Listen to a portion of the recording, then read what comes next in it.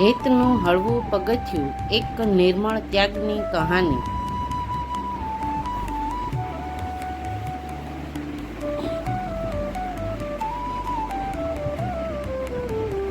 પ્રસ્તાવના.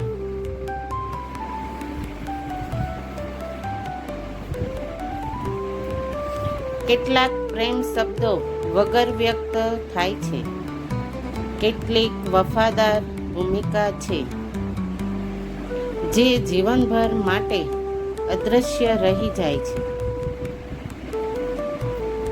પિતા એ એક એવું નામ છે જે પાછળ રહીને આપણા માટે આખું વિશ્વ જીવે છે.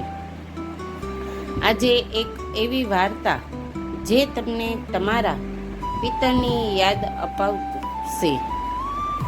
એ જૂની ચંપલની જેમ જેના પગલામાં ત્યાગ, પ્રેમ અને સંઘર્ષના નિશાન છુપાયેલા છે. વાર્તા.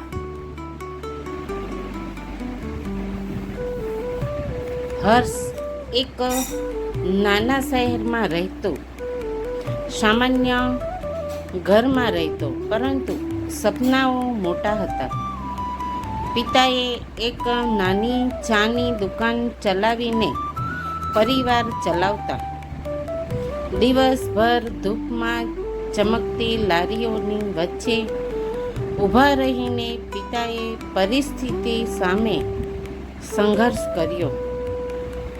શાંતિથી, મૌન રીતે હર્ષ હંમેશા જોઈ રાખતો કે પપ્પાની ચંપલ સતત ફાટી રહી છે. ક્યારેક વરસાદમાં ભીંજાય તો સૂકી થાય એ પહેલાં ફરીથી પહેરી લેતા. એક દિવસ સ્કૂલ જતા જતા હર્ષે પૂછ્યું, પપ્પા, તમે નવી ચંપલ કેમ નથી લાવતા? પિતાનું હળવું હાસ્ય અને એ સંવેદનશીલ જવાબ, મારું શું છે, પગ તો છે ને, તારે વાંચવું છે એ માટે બચાવું છું, મારું શું ખર્ચવું છે. હર્ષ એ દિવસથી એક વચન આપ્યું, એક દિવસ એવી જગ્યા પર પહોંચશે કે પપ્પાને એની શરમ નથી, ગૌરવ થશે. અમે જાણે રોજ એકદમ સામાન્ય લાગતી ચીજોથી તેમને ઈજા કરાતા છીએ.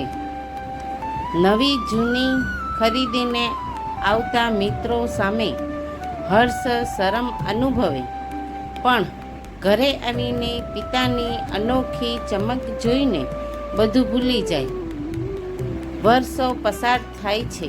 હર્ષ આજે એક મોટી કંપનીમાં ઓફિસર છે.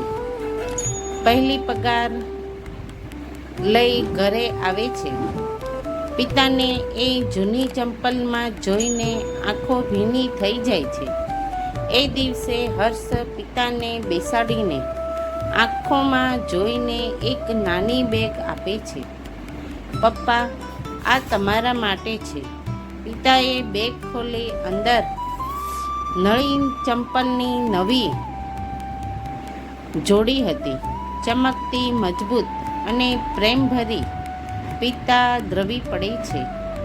હર્ષ, તું આપીશ એટલું ઘણું છે, પણ તું જે બન્યો એ અમૂલ્ય છે. પિતાએ વૃક્ષ છે જે પોતાનું થનગનતું પાન છોડીને આપણું સપનાનું સાવર બને છે. જો વાર્તા ગમી હોય તો લાઈક અને સબસ્ક્રાઈબ કરવાનું ભૂલતા નહીં. આવી વધુ પ્રેરણાદાયક વાર્તાઓ લઈને ફરી પાછા આવીશું.